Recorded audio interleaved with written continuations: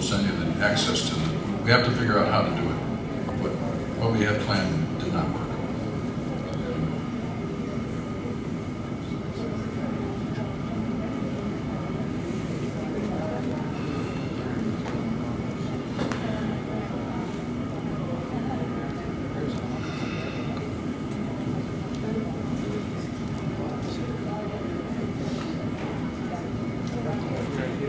For those of you in the back, under some of the chairs, there's $100 bills. You have to move forward.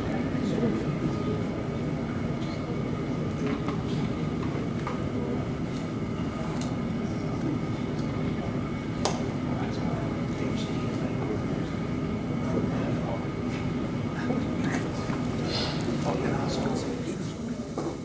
this has got to record.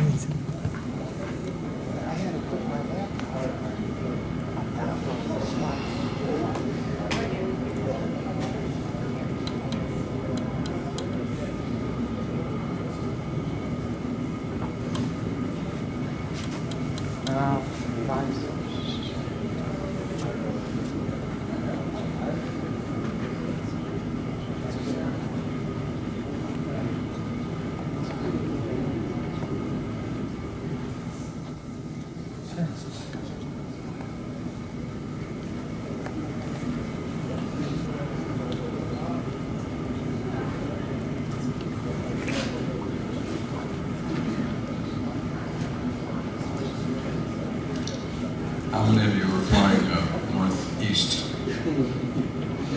Hopefully. How many of you aren't flying northeast? We have 32 students and about 15 parents here, and we're scrambling behind the scenes to figure out how we're going to get home, because we don't want to miss another day of school, do we?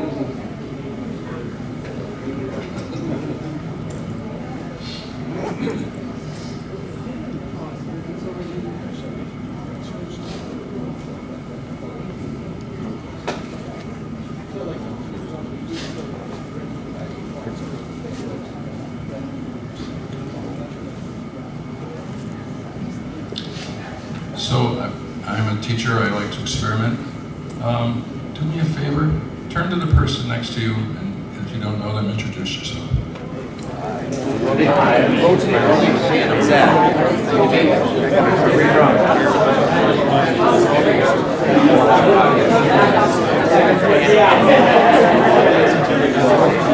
Gotta do what he says. I'm done.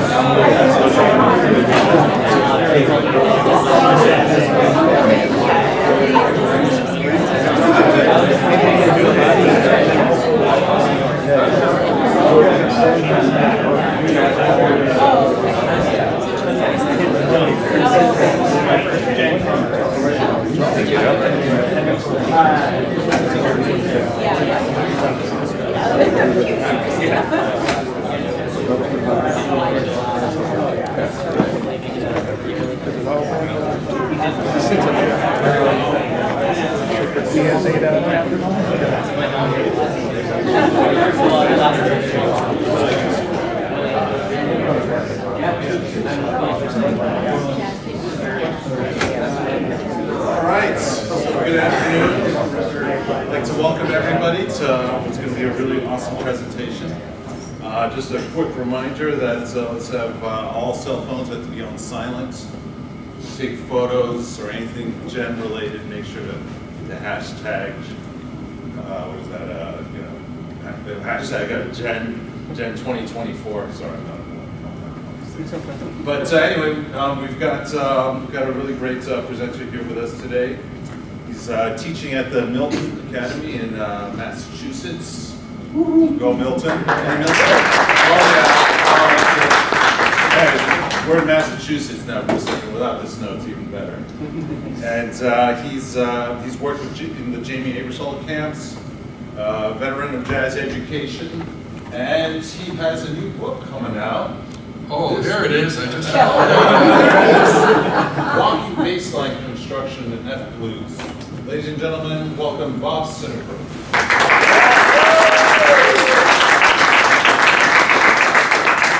Thank you. It's really real pleasure to be here, and thank you for coming. So my title is 50 is Nifty, 50 Tips from 50 Years of Teaching Jazz. And also there's some flyers in the back about, I had 4 Milton groups at the Generations Jazz Festival, the book, this clinic, and there's also a little corner of Want My Job? Because I'm retiring. But I'm actually serious. If you're interested, let me know. We want to continue the 50 years of Milton Academy Jazz. So anyway, okay. So 50 tips actually I have about 90. There's no way I'm not going to put you to sleep if I just try to read through 90. What I'm going to try to do is just whet your appetite, give you enough information that if you see something of interest to you, that when we get access for you, you can go back and explore it on your own. I like to talk. I'm very social, so you can email me. I even pick the phone up. I'm one of the few people I know who will answer the phone, so I'm happy to. 617. Am I making a mistake? 872. Oh, and I'm available for bass gigs. Anyway. So my goal is to go through, just to give you a little bit of background, my degrees are in math. I was hired as a full-time math teacher, so it's actually my 51st year. And the reason I share that with you is that I didn't really go to music school. And so when I started the jazz program, I didn't know anything. The school didn't know I didn't know anything. But we had a really good time. And I slowly discovered I didn't know this, I didn't know that, I didn't know that. So I sought out some amazing teachers. So I want to pay tribute, I'm not going to name names, but to the amazing teachers that are responsible for what I'm going to share with you. Some of the ideas are mine, and I'll take credit for being a good compiler, so to speak. Having said that, as I said, the goal is just to, I can read it. Share approaches and ideas that have influenced me as a teacher, player, and learner, mostly an overview, and please access the PowerPoint. There's my Gmail, if you want to use that. On these flyers, there's a mistake. There should be an underscore instead of a, so don't send that email. Okay. All right, here we go. I try to separate these into some categories, motivational, and I have a motto, inspiration, education, fun. To me, the best thing I can do as a teacher, and I teach grades 6 through 12, but I've also taught adults for 21 years. I've also taught at the Ebersholt camps for 40 years, is to help them find inspiration. And if that happens, then they're going to want to learn more. There's the education. But if it isn't fun, don't do it. I mean, it's overall, it's got to bring joy. It's got to make your heart sing. So that's my motto, and that's what I strive for. Here's part of just a whole bunch of things. This is a path of mastery, how to practice the path of mastery. It's a lot of people associated with Clark Terry. Imitate, assimilate, innovate. And I think it's really important. Come on in, the water's fine. There's a couple of seats up front here. To me, how did you speak your native language? I mean, how did you learn to speak your native language? You didn't go to a workshop in New Orleans, you didn't have a DVD, you didn't have a tutor, you just heard it and you were immersed in it. And I think that's the best way to learn jazz. Actually, I try to teach my students that way. Try not to have them read music. For some of them, that's pretty easy. Guitar players. Anyways, they're there. But seriously, if you want to learn a language, immerse yourself in the language. And to try to learn how to play things that you can't hear or sing or internalize, it's not a good approach. So I think you should really learn how to sing and internalize before you try to touch your instrument. Spirit, attitude. Boy, I've had some classes where just some students walk in and the energy is so positive and loving, and it's great. I've also had the opposite, and it's not great. And you can be the factor when you walk in a room. You can decide when you walk in a door, what are you going to bring to that meeting? Are you going to bring energy, positivity? Are you going to say, I'm really tired, or whatever? It's a choice. So again, that's something you may want to pursue if you see, this one doesn't, but a lot of these have links. So this is a quote, I like it. The secret of life is to fall 7 times and to get up 8 times. And again, if you click on that, you'll go to something that just explains that. Theory versus language. This is a great, I'm not going to go there. It's Sean Jones, the amazing Sean Jones, as president of Gen, he wrote a monthly newsletter. And this is one of his newsletters about engaging your audience. And I took a chance when I was in the room and I was reading the energy. It's like, well, what are we doing? And I asked you to introduce yourself. That brought energy into the room. So any kind of things you can do to make that happen, go for it. This is a really good one. Again, I'm not going to show it to you because it would take 8 or 9 minutes, but it's Hal Galper, who's one of my most significant teachers. And it's called The Illusion of an Instrument. And we all think of, well, I got to learn how to play the trumpet or the piano. Hal says, no, you're the instrument. So he's pretty good. This is a website or web-based. I am going to actually click on this. There's 2 guys, I think they live in Colorado, and they put out, anybody know Jazz Advice? Yeah, they're fantastic. And they send out, I don't know, every 5 days or something, a free lesson, but you can take courses with them. Fingers. Yeah. So there it is. And they have an ear training course that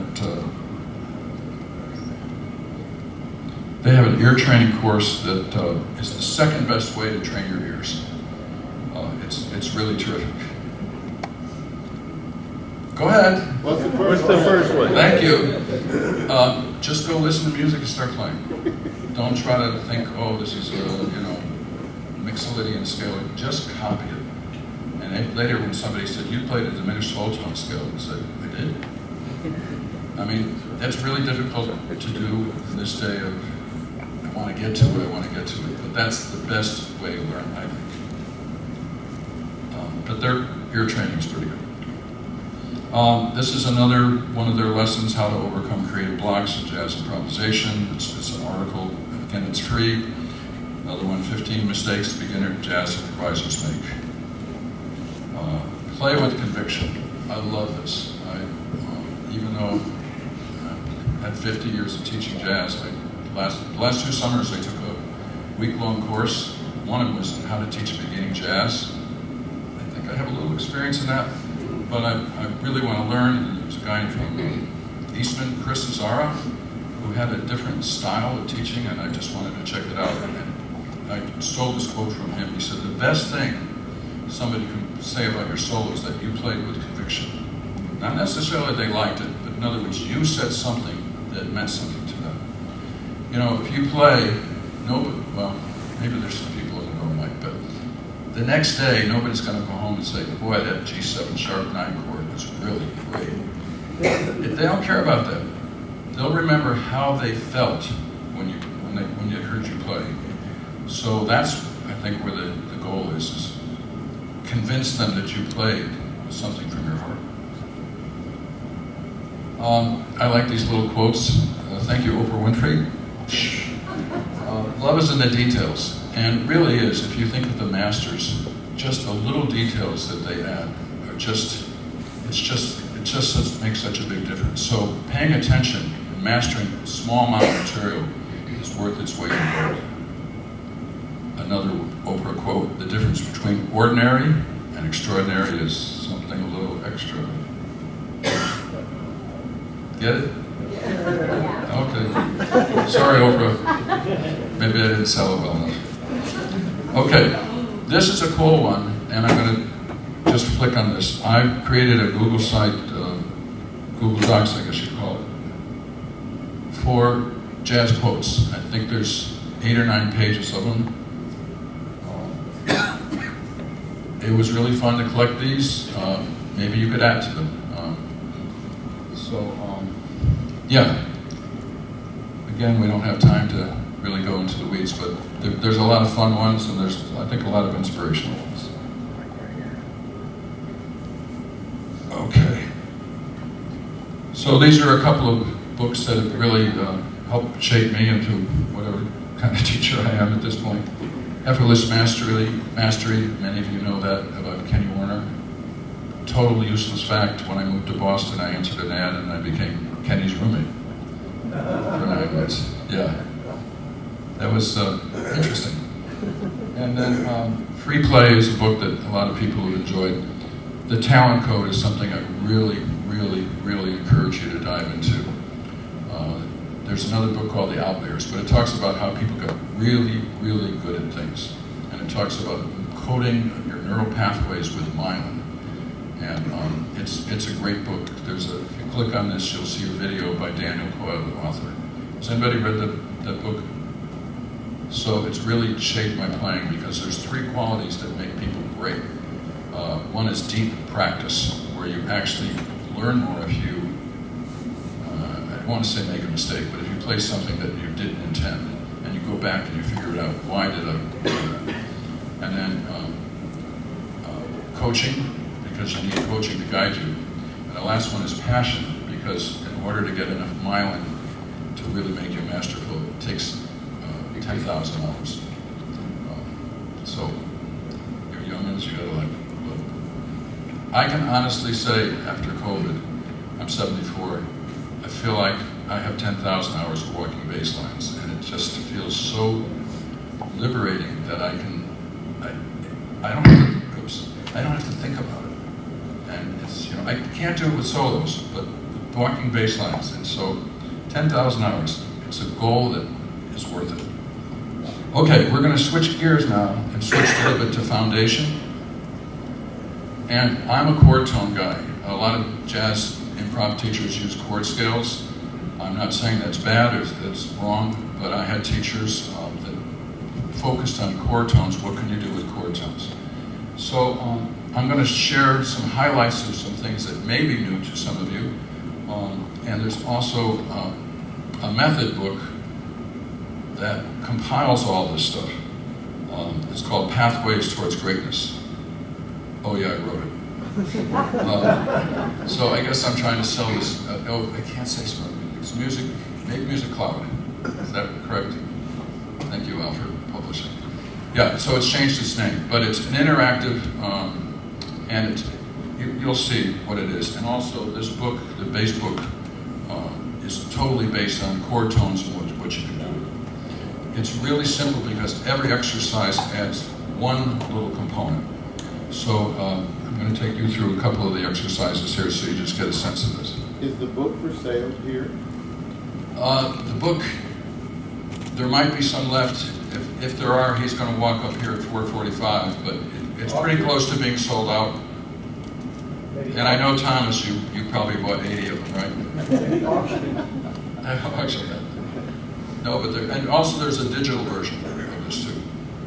It's a real honor to be published by Share Publishing. They have by far the most integrity and quality in their products. So, okay.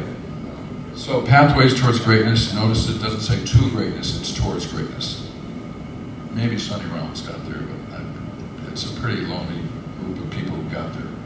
Anyway, and this just talks about some of the people who have endorsed the book. What's cool about it is that, as I said, it's a learn by doing approach. There's 4 different backing tracks: piano, bass, drums, guitar, bass, drums, B3 drums, drums and bass only. And it's got all sorts of variety of kinds of things like approach notes, forward motion, hyperlinks. It's pretty comprehensive. And there's an outline of it. If it's possible, like in Watermelon Man or Song from My Father, the first chapter is just about, can you paint with one scale? Everybody knows about the minor pentatonic, minor blues. Many of you probably don't know about the major blues scale, so I'm going to share that with you. The second chapter is, can you play just the roots? Can you play just the thirds? That's not so easy, but can you imagine if you could do that, you had that kind of mastery? The next chapter is, can you voice lead? 2C. Chapter 3 is, what can you do with 2 chord tones? Can you play the roots and the fifths? Can you play the thirds and the fifths? Can you voice lead those? and then I introduced something called passing tones, and then can you voice lead passing tones. So you see this gets pretty deep in the weeds, but again, every exercise is just one step beyond the other. Chapter 3 is triads. I just used the root 3-5, and basically it's that, learn how to play the triads, the inversions, and then can you voice lead those. Chapter 4, there's 12 permutations of seventh chords. It's just too complex to do more than just have the permutations. And chapter 5 is really cool because it talks about approach notes and enclosures. I'm going to go into this a little bit more. And, chapter 6.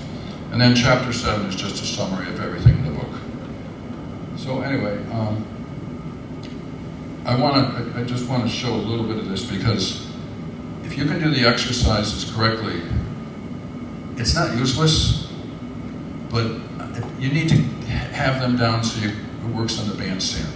The last thing you want to do on the bandstand is be thinking, okay, what's the third of the C7? It's just, you want to get that so ingrained that you can just do it. Yeah. Okay.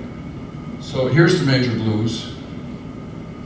And it's still a pentatonic scale, but what it does is it gives you the chance to go, there's not the bluesy grittiness of the scales that you know, so you got to be careful with it, but I'm going to show you an example.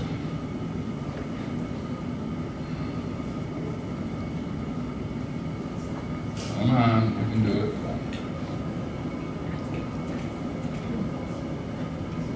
Now these, in the left-hand corner are hyperlinks that take you to explanations of some of the concepts.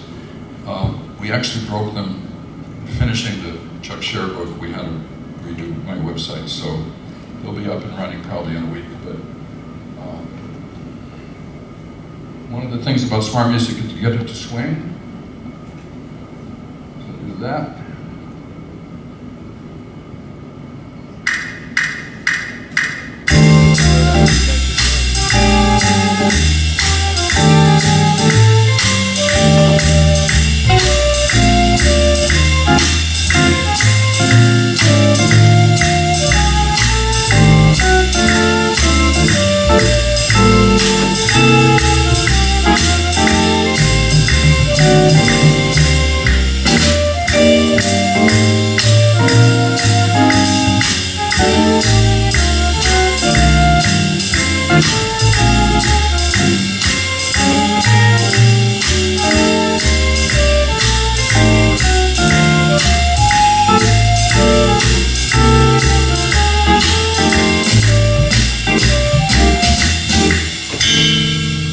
Got a pentatonic scale, but that doesn't sound like a blues scale or minor pentatonic.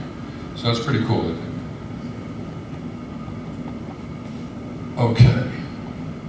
I'm not going to show you a slide on this, but when I was trying to research the book, I kept talking about color tones, thinking that was thirds and sevenths, and I was told, no, it isn't. It's ninths and 11ths and stuff. So there should be a term, and I'm here to start it. Please join the club. Defining tones are the notes that define the chord. So in a triad, it's the third. In a seventh chord, it's the third and the seventh. So I'm probably not going to get a lot of followers, but I'm just trying to start that. Anyway, as I said, the next chapter beyond the one pane scale is, can you just play the sevenths? And passing tones are notes in between chord tones. And guess what? If you play a bunch of chord tones, root 3, 5, 7, and you put passing tones in between, you got a scale. But for somebody to say, well, here, use this scale, there are notes in the scale that aren't so strong, whereas if you go in a chord tone approach, you have all notes that are consonant. And it doesn't mean that you should only play consonant notes, but I think you got to know what the consonant notes are before you don't play them. Does that make sense? And voice leading is a topic that I was really fortunate to have a lot of teachers talk about. And voice leading describes the linear, let me read this, or horizontal, it's in my screen, motion of melody notes when chords change. Good voice leading refers to the smooth connection of melody notes when chords change, while a melody note referencing the harmony of a chord either remains stationary, moves in half or whole steps. to melody notes to the next chord, good voice leading results. Not everything needs to be voice led, but very few people know how to voice lead, and I don't see a lot of people trying to offer opportunities to learn how to do that. So again, Pathways Towards Greatness does that a lot. I'm not going to play this, but if you can see on the left, there's an example of, and if you notice the rhythms are the same for an entire chorus, jazz educators might notice that students have trouble creating good rhythms. So I try to choose rhythms that are good and repeat them so they'll get ingrained without you knowing you're ingraining them. And so you can see there's the 3, 4, 5, but then you go up, so it'd be like, oops. Anyway. So, ba-da-da, da-da-da, that right, ba-da-da, ba-da-da. Okay, so that's learning how to play passing tones. But you see the next step is, can you voice lead the passing tones? So instead of, here we go. So again, once you learn how to do the passing tones, then you can learn how to voice lead them. Triads, as I said, I already explained that. You know, you play the inversions of the triads, but then can you voice lead the triads? So instead of,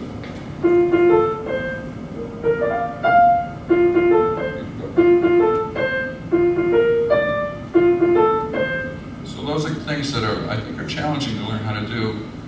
This is like having training wheels.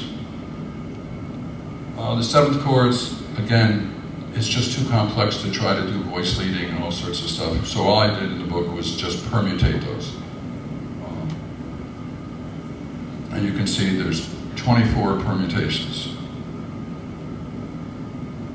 Does anybody mathematics know how to say that in a simpler way?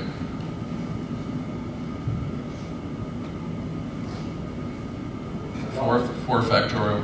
There's a lot. Anyway, so there's just some exercises on the seventh chords. Okay, this is the real good stuff, and I'm looking at my friend Jim Rebo, who also studied with Charlie Bonakis. You know, thank you, Charlie, for a lot of this. We talk about a lot of times as jazz educators or jazz players, how do we have flavor or color to it? You know, and we think, well, we'll just play notes that aren't in the scale. This is a really organized way of doing this, and again, it's thank you, Charlie Bonakis. So there's a whole summary of the kinds of approach notes you can play. You can play lower chromatic, you can play upper chromatic. They don't always sound good. Lower chromatics always work, but you should still check it out. Don't listen to me saying not all upper chromatic approach notes sound good. Learn that for yourself. You may actually like them. Thelonious Monk. Anyway, lower and double chromatic, lower and upper triple chromatic, lower scalar, upper scalar, and then enclosures. So let's just give an example of this. I'm not going to play this because it takes too long. Is that all right? So you can see, and it's labeled. That's a lot of work to label it. You're going lower chromatic to the root. So instead of going,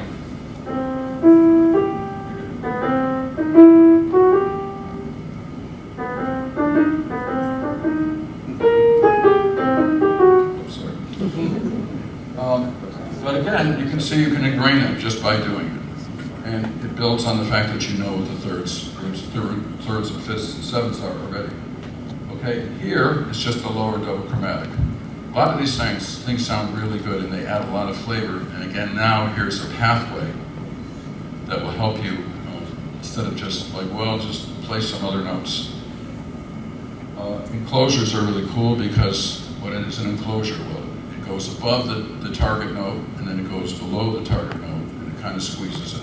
And that adds a lot of flavor. And that would look like this.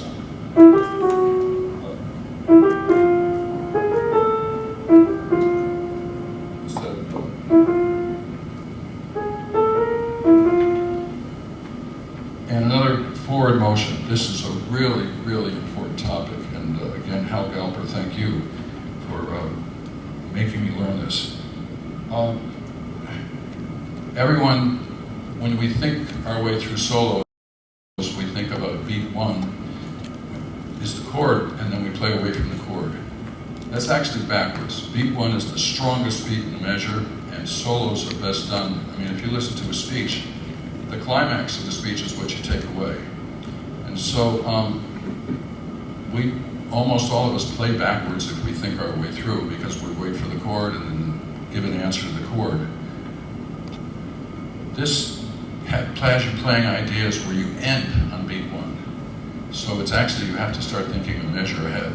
Charlie Parker could think 2 measures ahead. And you play something that sounds a little bit, wow, that sounds interesting or exotic. And then the rhythm section comes in and plays the chord like, oh, this guy was psychic. So it's a really hard concept, and it's amazing if you can get it. And rhythm, of course, the most important component. We had that in one of our workshops this morning. It's really important to play syncopated rhythms. The more upbeats you play, having the music, the more it swings, Dizzy Gillespie. And so, again, in the Smart Music, Make Music Cloud, it's written for 26 instruments, including bassoon, viola. So you can see on the left, you've got a lower chromatic and an upper scalar enclosure. You go below the note, above the note, and then bang. And we can do the reverse. On the right is upper scalar, lower double chromatic. The tongue twisters are important. It's just learning how to play the stuff. Okay, any questions on that before we go ahead? How are we doing on time? Okay. That was not my endorsement, but I'll take it. Again, this is based on, can you just play roots? Most electric bass players, that would be a struggle. Okay. Can you play a half step below the root in beat 4? Oh, okay, I can work on that. Can you play 2 half steps below? Can you play 3 half steps below? All of a sudden you've got a bass line. Now, it's not the end all be all, but it's a great start. And if you have somebody, and all they can do is play lower triple chromatic approach notes to the root. Paul Chambers does it all the time. So that's what the bass book is based on. I'm going to hurry through this. It's got backing tracks. It stays within the first 5 frets, so if you're a high school or middle school teacher, that's a good thing for you. You don't have to go, but it's not restricted. There's tablature, and there's backing tracks. So anyway, I think you have the idea. So chapter 1 is just what can you do with roots. Chapter 2 is what you can do. What can you do if you add the 5th? You can see how simple it is on the left. And on the right, we've got an enclosure. And then what can you do when you add the 3rd? What can you do when you add the 5th? And then there's some 1 measure patterns. And then the last chapter is pretty cool. It's this 18 bass players. How would Ray Brown play F blues? How would Charlie Hayden play blues? How would Milton? So they're not transcriptions, but they're just trying to capture the style. So that's kind of redundant. So that's the okay. There's the bass players that we know. Okay.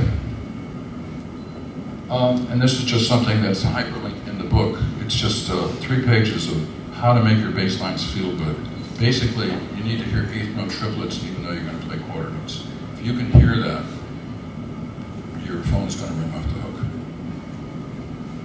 So anyways, those are an example of some of the hyperlinks. Okay. So, another concept, simplify. This software is amazing. Anybody heard of it? Transcribe? Yeah. There's a lot of slowdown, but this one has got a really cool feature. So, I'm going to try to go live here. While I'm here. They also make a fake book in search engine, and it's free. You go here and you say, what fake books have Fly Me to the Moon?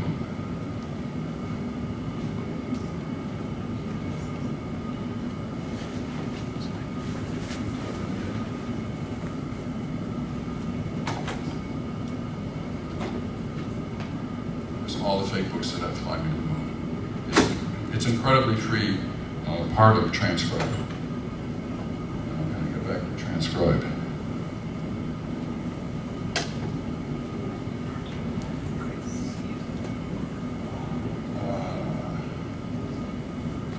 I have to get, I'm not going to do it because it's going to take too long, but basically, it'll do things that a lot of other slow downers will do, but it will loop, and it'll loop just little parts of it. And here's the thing that I use all the time.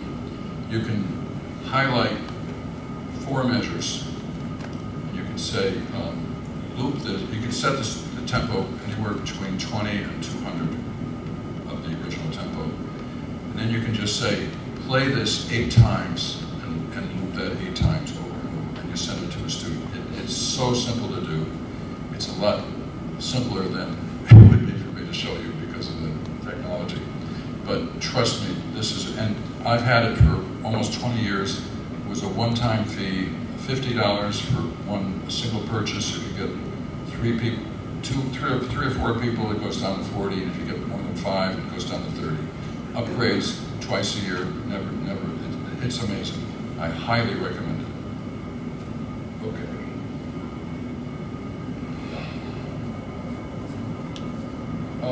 So, my beginning students, Perdido is an amazing tune to teach 2-5-1s and dominant cycle. And if you can see at the top, there's the melody, but you see the first version, I've actually seen chords like that in the fake book for Perdido. I don't think anybody would play it that way, but you can see how complex it is. Well, you can simplify it down to 2-5-1, number 2, 2-5-1, or you could even go simpler, 2-5, or just a simple 5-1-5-1. You know, it's not going to get you to play the blue note, but it's going to get you to have some fun playing. So the idea is to, and then the real one says usually, just here's a B flat major scale. If you notice, I said use your ears and cross your fingers. But that's the way you can do it. And on the bridge, there's less options, but you can play the dominant cycle.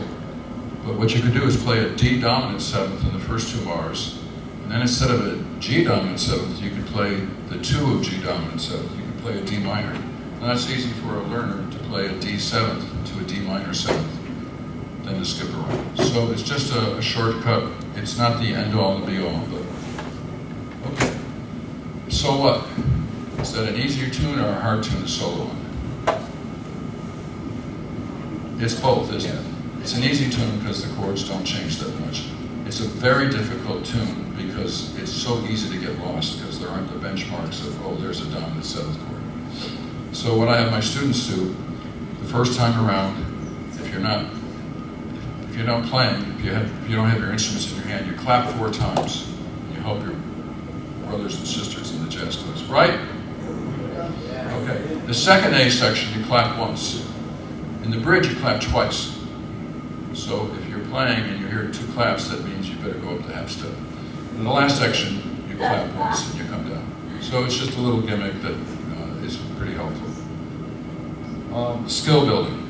We're going to run through this pretty quickly. Again, this one I'm actually going to show you. It's going to take 7 or 8 minutes. This one I adapted from, well, you're going to hear it.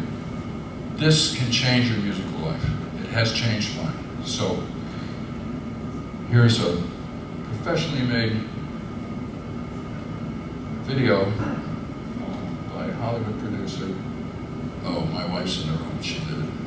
There's a cheat code that instantly unlocks the guitar neck forever, and most of those guitar gurus online.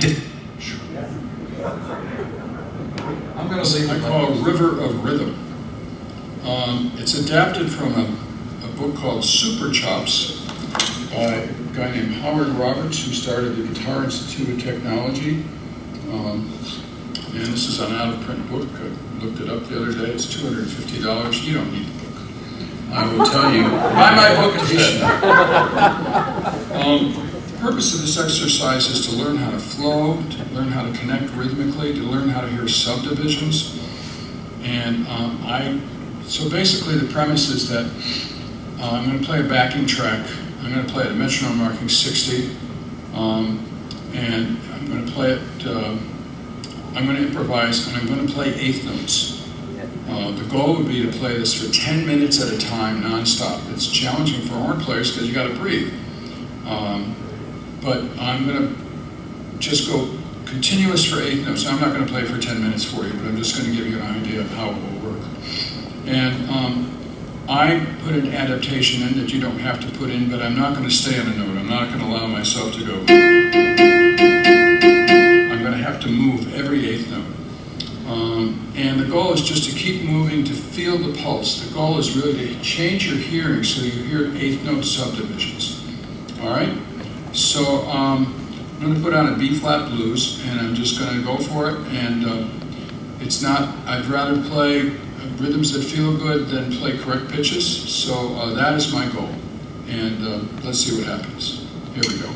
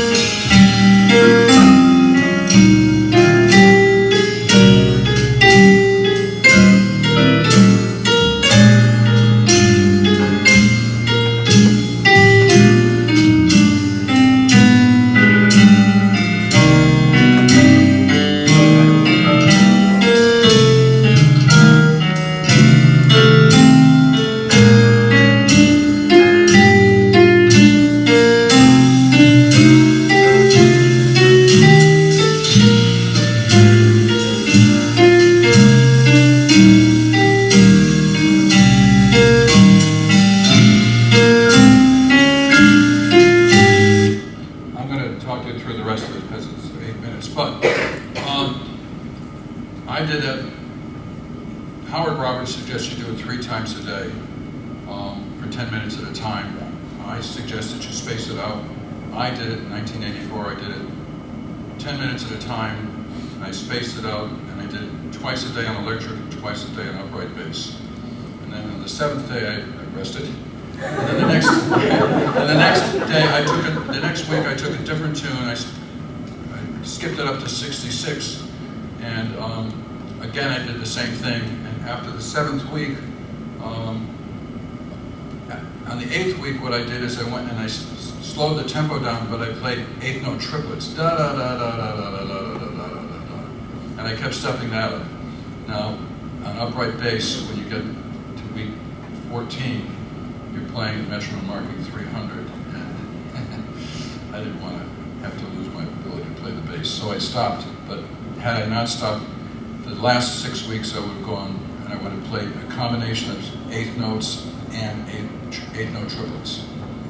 And you know, I was in the early years of teaching at Jane Haberswald, and I was a new kid, and everybody was very welcoming in the first couple of years. And the second, third, and fourth year, it was like, I didn't feel good to play with you. And it's like, okay, I know you know more than I do. What am I doing? And so I don't know. It just doesn't feel good. So I did this, and I came back in 1984, and they said, well, I don't know who you are, but can we play again tomorrow night? It truly changed. It didn't change the way I played. It changed the way I heard, which changed the way I played. So it's a no-brainer. It really works. And believe me, if you don't learn how to make it feel good at metronomic 60, you're going to go nuts. So it's a real challenge, and if you can do that, it's really going to help you. This is a scary thing. 20 years ago, the ability for humans to focus was 150 seconds. This year, it's 47 seconds. It's terrifying if you're a teacher. And I tell my students, it's not your fault, but my daughter told me to add yes, but it's the responsibility of that. So, believe it or not, one of the best places you can increase your ability to focus is to go to a movie theater, because supposedly no one's on their phone, and supposedly no one's talking. But this is really frightening. Role model. I just think there's a theory of learning that you only learn to the extent that you're role model. I believe it. And so go find heroes. I was talked earlier about being inspired. If you can find people that inspire you, that's it. And my goal as a teacher is to get out of the way and help encourage them. And so find tone heroes, find rhythmic heroes, find all sorts of musical heroes that like, wow, I want to do that. What did Howard Roberts say? you steal from one person, it's plagiarism. If you steal from several people, it's research. So, yeah, go research. I teach my students it's the only course in the school where plagiarism is required. Laminate. This sounds really silly. It's really important. If you use a piece of paper like my schedule, I look at it 10 times a day. You know, in 6 weeks it's going to be ripped. So I laminate. This is what I call a quick run through. Learn the names of the artists. I hate, radio stations or I think Spotify. They don't tell you who you're listening to. How are you going to know? Wow, who's that great drummer? That cymbal was blew me away. Who was it? Label everything. As a teacher, it really helps. Join Jen. The Generations Festival is amazing. We had 70 groups this year. My groups in the first couple of conferences got played on the main stage, and that was really cool. And everybody said how great they sounded, whether they did it or not. And 17 minutes later, it's like, oh, okay. Here you go and hear people give you feedback. It's just such a great educational experience, so I highly recommend it. This, I can't believe how helpful this has been. So, learning how to wind guitar chords. Simon here? No, he's probably on an airplane. Yeah. Trust me, it's worth it if you have guitar players or keyboard or bass. Learn how to wind the chord. And there's a nice video. Musictheory.net is pretty cool. I don't have time to show it to you, but there's a fretboard. If you have guitar students, there's a fretboard note diagram. It's a fun game. I have a chord tone app that is down at the moment, but I'll try to put it up for you. I've been trying for 12 years to get somebody to make an app that would help you learn how to spell chord tones. Don't say C-H-O-R-D. Okay, one person left. Anyway, it's being worked on, and I'll make that available. In other words, it says E flat major, and you've got to figure out what the pitches are. It's just a way to help you learn. Somebody's idea of 200 greatest jazz albums. I'm sure we'll all have disagreements, but it's kind of fun to look at somebody's idea. Jazz trivia. There's a card deck that's kind of fun. If you're really into jazz, it's a little bit challenging. I found this quiz online. Have students have a musical conversation. Again, this is the lightning round. Have students introduce tunes. Have students move around, dance. It's really about putting music in your body. Have students count off tunes.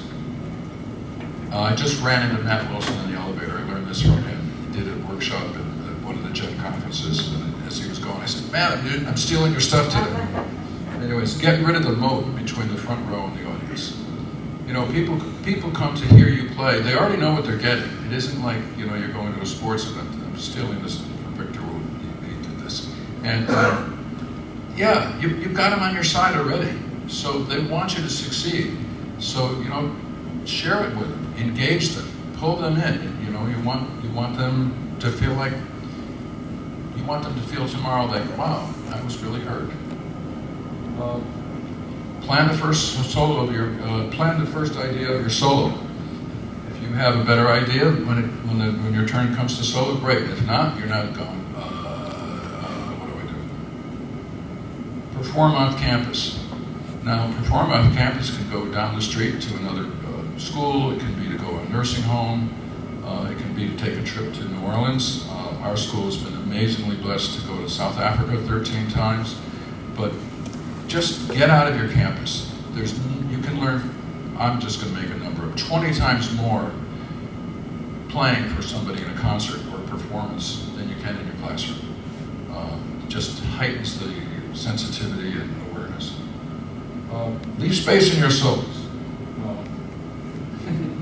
Yeah, leave space in your solos, and maybe, I forget who said that. Was it Clark Terry or Dizzy Gillespie, somebody. Play a solo on one pitch. That's all about rhythm. Bring in guest artists. It doesn't have to be, Sean Jones, although that would be a real cool. But bring in older students. Have older students mentor younger students. Okay, we're going to try to do this one. If you're in a safe place, clear your lap. If you're not, don't do this, okay? Now what I'm going to do is I'm going to count to 3. And on 3, I want you to spring up from your chair with as much energy as you can, okay? And don't hurt yourself, make sure you're ready. 1, 2, 3. Is that what you got? All right, let's give it another go. It wasn't too bad. 1, 2, 3. One more time. Remember, you got to wait till 3. Ready? 1, 2. Don't move. See the energy you have right now? That's how you should play every time you get on the back. Thank you, Victor. I did not do that. To me, that's an amazing exercise. Leave SPACE in your solos. Listen to recordings and big speakers. These little earbuds, you're missing so much of the music. You're missing all the dynamics. Don't let perfect get in the way of very good. One of my sayings, it ain't neurosurgery, it's just music. You can't hurt anybody. This is a really cool thing. We're running out of time, but it shows you how to transition from guitar chords, piano chords. It's a pretty cool thing. A very old guitar teacher showed it to me 50 years ago. It really, really works, and again, you'll have access to that. Lose the music stands, but don't memorize the music, learn the music. Learn the music means you know it. Play, of course, without the rhythm section. Play excited, not excited. Huge difference. Thank you, Hal Gelber. It's a wind instrument, not an air instrument. Put some wind into it. This is another thing from Hal Gelber. Take a nap or a shower or a walk before you perform. Just break the routine. Play at slow speeds. I love to have my students play about 50% speed. This is my favorite improv book. And there's a thing in there about playing rest, where you play 2 measures, you rest 2 measures, and you rest 2 measures and play 2 measures, or you play 3 measures and rest 1 measure. It's brilliant. Random chords is another exercise. I'm trying to make a deadline here. And this was a great book by Ed Thigpen, really brought to life. And guess what? I did it. And it's exactly